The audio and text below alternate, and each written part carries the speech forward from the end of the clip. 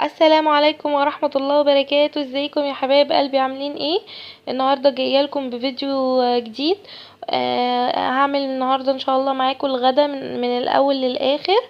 ان شاء الله انا هعمل النهاردة محشي وملوخية ولحمة بالشوربة.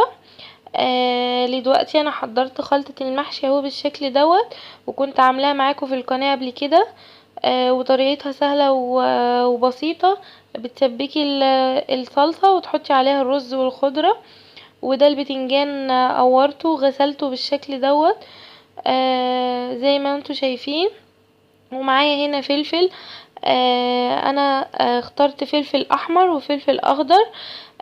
بالشكل ده بيبقى طعمه حلو جدا في المحشي. ودلوقتي هبدأ احشيهم وارجع لكم تاني في السوا اوريهولكم ازاي بسويه معايا وبطريقة ناجحة. ولدلوقتي انا خلصت حشي البتنجان والفلفل معايا بالشكل ده، وحطيت هنا فلفلتين في قلب البتنجان بيديله طعم حلو جدا. ودي الشوربة اللي كنت عاملاها معاكم قبل كده. بندي صدمة للحمة وننزل عليها بصل وطماطم والتوابل بتاعتنا ومية سخنة ونسيبها تستوي.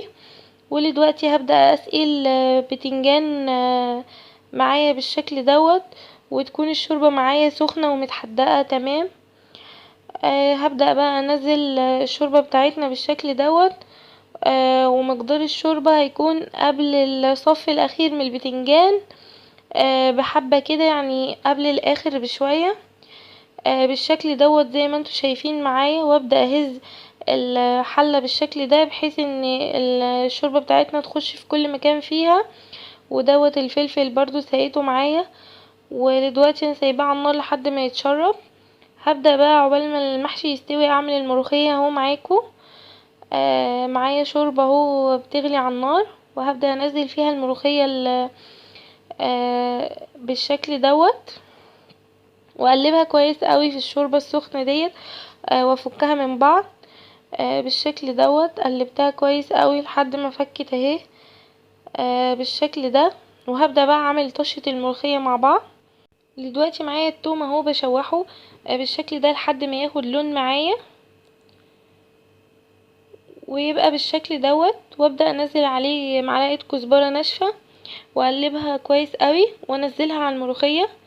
ودلوقتي دي شكل الملوخية بعد ما نزلت عليها الطشة بتاعتها، وريحتها روعة وجميلة جدا في منتهى الجمال زي ما انتوا شايفين. وكده خلصت معايا الملوخية وهبدأ اقدم الاكل. وده الشكل النهائي للغدا بتاعنا النهاردة. ده البتنجان بعد ما استوى هو بالشكل دوت وطالع حلو جدا. وده الفلفل معايا استوى وبقى جميل. ودي اللحمة بالشوربة.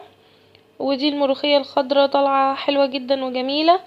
وده كان غدا النهاردة معايا، يا رب يكون عجبكم.